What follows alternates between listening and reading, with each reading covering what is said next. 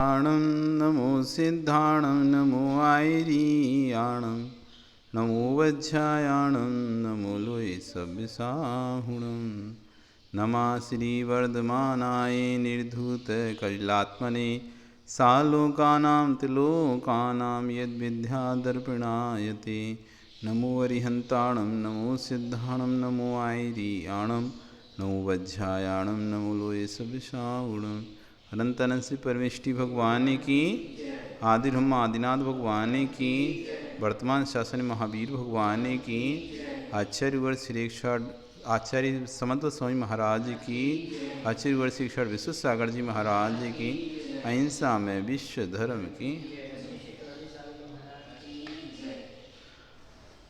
आज यहाँ पे तीसरा अध्याय रत्नकांड श्रावकाचार्य का प्रारंभ हो रहा है। चारित्र अधिकार। अभी तुमने सम्यक दर्शन अधिकार, सम्यक ज्ञान अधिकार और आज से प्रारंभ हो रहा है सम्यक चारित्र नाम का तीसरा अधिकार।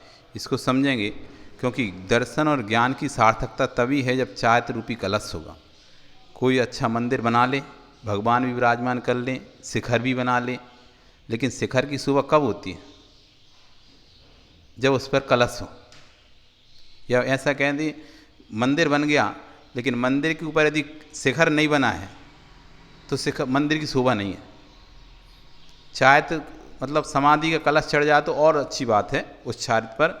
तो कह रहे हैं मंदिर बना है लेकिन शिखर नहीं है, तो चारित्र एक तरह शिखर है, ऊंचाई पर पहुंचाती है। ज्ञान दर्शन तो आपको सामान रखता है, लेकिन चारित्र ऊंचाई पर पहुंचा। जितने भी पूज्यता को प्राप्त हुए हैं, जितने भी पूज्यता को प्राप्त हो रहे हैं, ज्ञान दर्शन से नहीं हो रहे, चारित्र से हो रहे। जो भी भगवान बना है, जो भी भगवान बन रहा है, आगे बना था, बन रहा है और बनते हैं आगे भी, और जो पूज्यता को प्राप्त हुए हैं, हो रहे हैं और होंगे, ज्ञान से नहीं हो रहे, दर्शन से नहीं हो रहे, वो चारित्रता से हो रहे। जिसका जैसा जैसा चारित्र बढ़ता चला जाता है, लोक में वो पूजनीय होता चला जाता है, सम्माननीय होता चलता है। ज्ञानी से ज़्यादा आप पूछते किसके हो? चारित्रवान को। पंडित से ज़्यादा आप मुनि को क्यों पूछते हैं? मुनि को कुछ भी ज्ञान ना हो, पंडित को दुनिया भर का ज्ञान हो, तब भी पंडित की कीमत नहीं है, साधु की कीमत है, व्रती की कीमत है। क्यों? चारित्र पूजनीय बनाता है। चारित्र ऊपर, चारित्र शिखर है, शिखर। यदि ज्ञान और दर्शन मंदिर की वेदी हैं, भगवान हैं, तो चारित्र उसका शिखर है। उस वेदी की सुंदरता तभी आएगी जब चारित्र की शिखर होगी। यदि शिखर नहीं है वेदी के ऊपर तो वेदी की सुंदरता नहीं आती, खराब हो जाती वेदी। तो चारित्र तो शिखर है, शिखर। ज्ञान और दर्शन में, दर्शन और ज्ञान का में जो सुंदरता आती है, निखारता आती है, वो चारित्र से आती है। अपन कहते इतना विद्वान है तो फिर ये क्यों तुम नियम नहीं ले रहे? तुम सब कुछ जानते हो, संसार में दुख हैं, संसार में समस्या हैं, परेशानी हैं, पीड़ाएं हैं, तो फिर नियम क्यों नहीं ले लेते? क्यों नहीं बन जाते मुनि?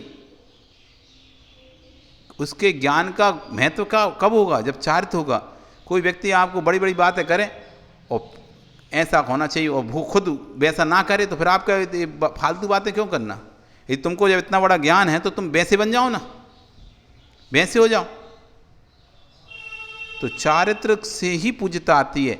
जितने भी पूज रहे हैं वो व्यक्ति पर को नहीं पूज रहा, कोई भी चारित्र को पूज रहा है।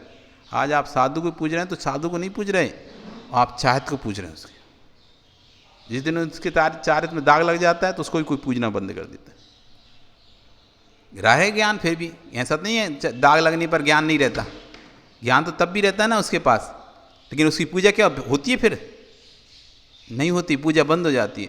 तो जो भी पूजा को प्राप्त होंगे वो चारित्र से प्राप्त होंगे।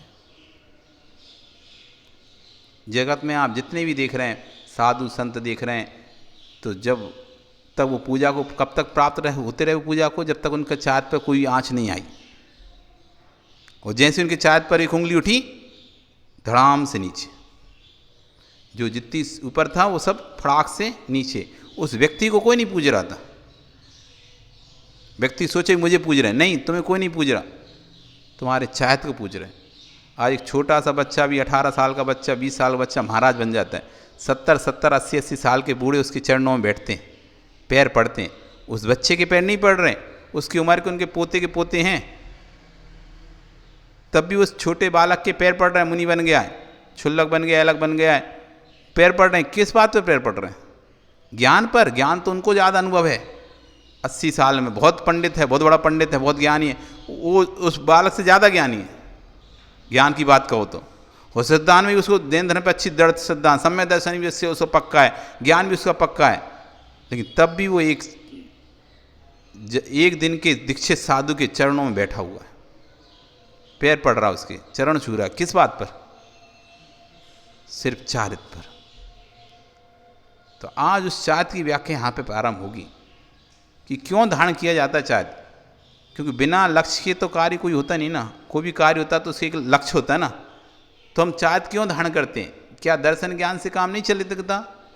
दर्शन ज्ञान से काम चल जाता ना। चारित्र की क्या जरूरत है? चारित्र की जरूरत ही क्या थी? आजकल एक जो पंथ चल रहा है, सोनगढ़ पंथ जिसे अपन बोलते हैं, उसमें उनको चारित्र को हीन कर दिया। बस ज्ञान ज्ञान करो, ज्ञान ज्ञान कर। अरे ज्ञान सब कुछ नहीं है, ज्ञान के साथ चारित्र बहुत जरूरी है। ज्ञान की सुबह तभी होगी जब चारित्र होगा, नहीं तो ज्ञान कोई काम का नहीं है। तो आज वही बता रहे हैं, मोहे तिमराप पढ़ेंगे आज पहले अपन 47 नंबर का श्लोक। चारित्र धारण करने की क्या आवश्यकता है, क्यों चारित्र धारण करना चाहिए, क्यों चारित्र को अपनाना चाहिए। मोहे तिमराप हरणे दर्शन लावाद वाप्त संज्ञान रागद्वेष निवृत्तै चरणम प्रतिपद्यते साधु।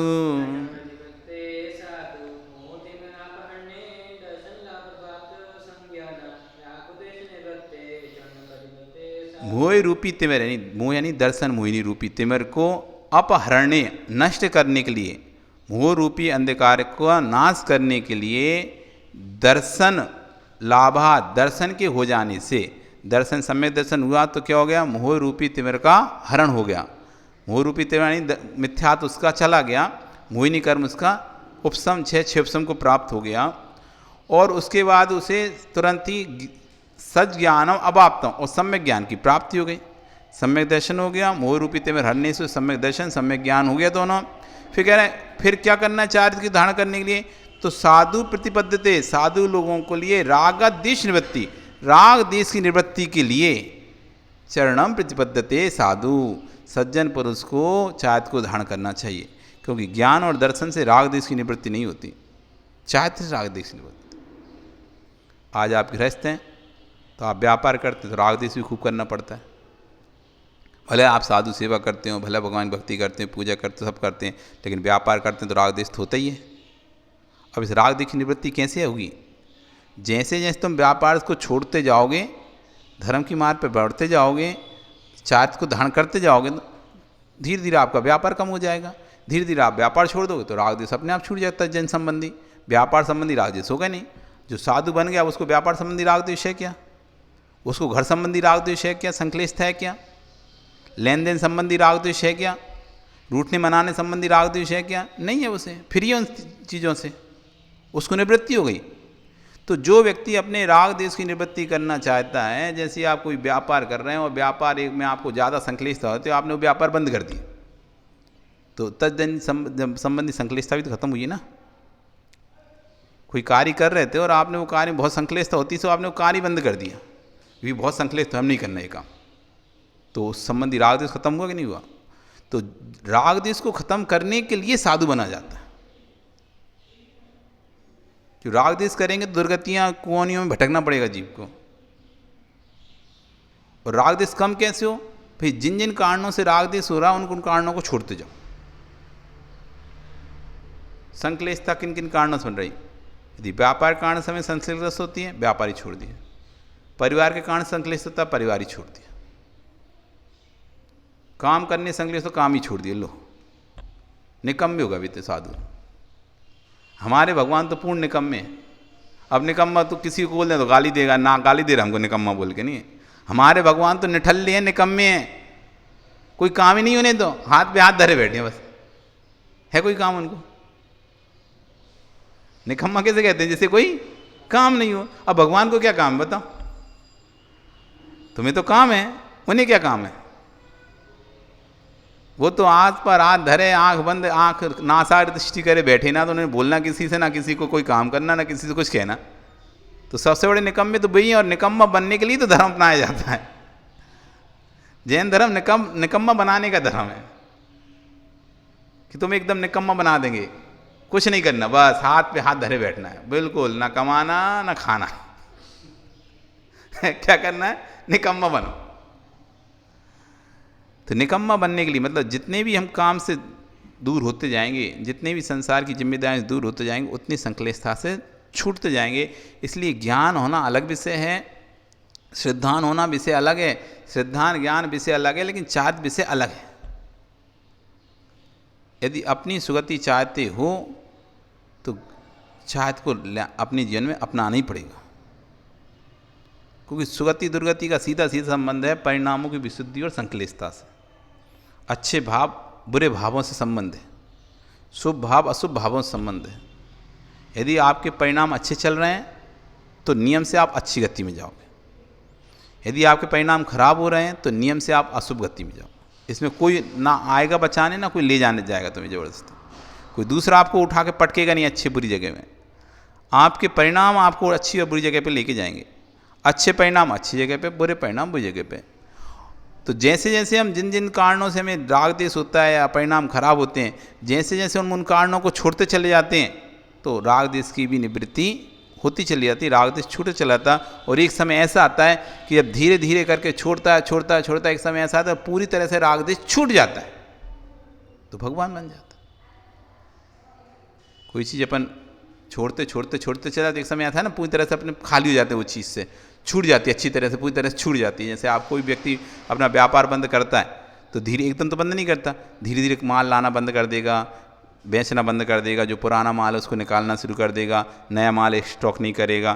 तो धीरे धीरे करके नहीं, और फिर एक दिन ऐसा आएगा कि वो बचा हुआ माल किसी को एक साथ बेच दो, आज का नहीं, ख़त्म, पूर्ण रूप से उस टेंशन से फ्री। तो ऐसी राग द्वेष की निवृत्ति क्रम से होती है, धीरे धीरे। चौथा गुण स्थान आया, पाँचवा गुण स्थान, छठवां, सातवां, आठवां, नौवां, 10वां और 12वें गुण स्थान पूर्ण रूप से राग द्वेष खत्म। 10वें तक है ये बस, उसके बाद फिर पूर्ण रूप से खत्म, अब सीधा भगवान। 8 कर्म भी का राजा है मोहिनी कर्म, 8 कर्मों में राजा है। 8 कर्म हैं, 7वां में लगे हुए 8 कर्म, इन 8 कर्मों को राजा है मोहिनी कर्म। उस मोहिनी कर्म को जिसने जीत लिया, मोहिनी कर्म के कारण ही व्यक्ति जीवन में व्रत नहीं ले पाता, मोहिनी कर्म के कारण ही आप नियम नहीं ले पाते। मोहिनी कर्म प्रबल होता है इसलिए व्यक्ति संयम नहीं ले पाता। जिसका मोहिनी कर्म कम हो जाता है वही व्यक्ति संयम ले सकता है, वही व्यक्ति नियम ले सकता है। तो राजा है, तो राजा पे कंट्रोल कर लिया तो बाकी तो प्रजाएं हैं, ज्ञानावर्णी, दशनावर्णी, वेदनीय, आयु, नाम, गोतंत्रा, ये सब प्रजा है। प्रजा ज्ञानावर्णी कर्म क्या करेगा? ज्ञान को ढक सकता है लेकिन ज्ञान को उल्टा नहीं कर सकता, विपरीत नहीं कर सकता। ज्ञानावर्णी कर्म में आप में सामर्थ्य है कि आप इसको बस ढक सकते हैं लेकिन आप इसको पलट नहीं सकते। पलटनी सामर्थ्य मोहिनी कर्म है। मोहिनी कर्म ही ज्ञान को उल्टा चलाता है। जैसे लोगों को विपरीत ज्ञान चलने लगता है, उल्टी बुद्धि चलती है, अपन कहते हैं उल्टी बुद्धि है तेरी, तो खोटी बात करेगा, उल्टी बात करेगा। जो उल्टी बुद्धि चलाने वाला काम वो बुद्धि को खत्म तो कर सकता है ज्ञानावर्णी कर्म, ज्ञान नहीं होने दे, लेकिन जो ज्ञान है उसको, जितना भी ज्ञान है उतना ही सही रहेगा उसका ज्ञान। लेकिन मोहिनी कर्म कहता है जितना ज्ञान है उसको पलट को उल्टा कर देता है, विपरीत ज्ञान बना देता है, सम्यक नहीं रहने देता उसे। तो इसलिए वो राजा है। राजा सभी कर्मों में कोई राजा है तो मोहिनी कर्म राजा है। जिसने मोहिनी कर्म को जीत लिया है मतलब उसने 8 कर्मों को जीत लिया। जिसने राजा को जीत लिया तो सेना तो अपने आप उसके अंडर में हो जाएगी ना। ऐसा तो नहीं सेना को जीतना पड़ेगा, राजा कंट्रोल में। इसलिए सब लोग प्रयास क्या करते हैं, संग्राम युद्ध में राजा पर विजय हो। आज जैसे रूस यूक्रेन युद्ध चल रहा है तो क्या हो रहा है, राजा भी कंट्रोल में नहीं आ पा रहा, तो युद्ध चल ही रहा है। जिस दिन राजा कंट्रोल में जाएगा, वहाँ का प्रधानमंत्री वहाँ का कंट्रोल में जाएगा, उस दिन युद्ध खत्म हो जाएगा। जब तक राजा कंट्रोल में नहीं है तब तक प्रजा को, सेना को मारते रहोगे, कोई फर्क नहीं पड़ा, और हो जाएगी, और आ जाएगी, और आ जाएगी, दूसरी जगह से जाएगी, कहीं से और सेना मिल जाएगी, वो चलता ही रहेगा, चलता ही रहेगा। और एक बार राजा पे कंट्रोल कर लिया, सेना अपने आप कंट्रोल। तो मोहिनी एक राजा है, उस राजा पे यदि कंट्रोल करना है तो राग देश की निवृत्ति के द्वारा ही उस राजा पे कंट्रोल किया जा सकता है। राग देश जैसे जैसे हमारा छूटता जाएगा, वो राजा पर हमारा कंट्रोल होता चला जाएगा, और एक दिन ऐसा आएगा जैसे हम पूर्ण राग देश छोड़ देंगे, वो राजा पूरी तरह से हमारे कंट्रोल में हो जाएगा और फिर हम भगवान बन जाएंगे। इतना सी काम है, बस भगवान बनने के लिए कुछ नहीं करना आपको, जो करते हो उसे बंद करना है। भगवान बनने के लिए कुछ करना नहीं है। तुम सोचो भगवान बनने के लिए कुछ करना होता है, नहीं। भगवान बनना सबसे सरल है, भगवान बनना सबसे सरल है। करना क्या है फिर? जो जो कर रहे हो उसे करना बंद कर दो बस। जो तुम कर रहे हो उसे बंद कर दो, छोड़ना कुछ नहीं है। राग द्वेष करते हो वो करना बंद कर दो, छल कपट करते हो वो करना बंद कर दो, मायाचारी करते हो वो करना बंद कर दो, लोभ करते हो वो करना बंद कर दो, दूसरों को सताते हो वो सताना बंद कर दो। तो जो जो तुम काम करते हो, क्या क्या करते हो, लिस्ट बना के लाओ, उनको बंद कर दो, भगवान बन जाओगे उसी दिन। बंद करना है, करना कुछ नहीं है, इतना आसान है भगवान बनना। तो जो हम कर रहे हैं उससे निवृत्ति करना, यही चारित्र, ये लक्ष्य है हमारा। राग देश को छोड़ना ही, क्योंकि चारित्र बिना धारण किए राग देश नहीं छूट सकता, इसलिए चारित्र धारण करना चाहिए। सम्यक दर्शन, सम्यक ज्ञान से आपकी मुक्ति नहीं होगी। मुक्ति चाहिए तो राग देश की निवृत्ति से होगी, और राग देश की निवृत्ति तब होगी जब हम अंदर से चारित्र धारण करेंगे।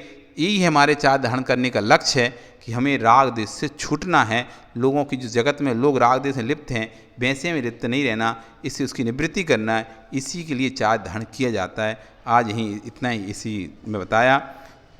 इस श्लोक में आचार्य संत स्वामी ने सम्यक दर्शन, सम्यक ज्ञान में कार्य कारण संबंध बताकर ये सूचित किया है कि चारित्र का धारी कौन होता है, जो चारित्र धारण करने वाले का लक्ष्य क्या होना चाहिए, क्योंकि लक्ष्य के बिना कार्य की सिद्धि नहीं होनी।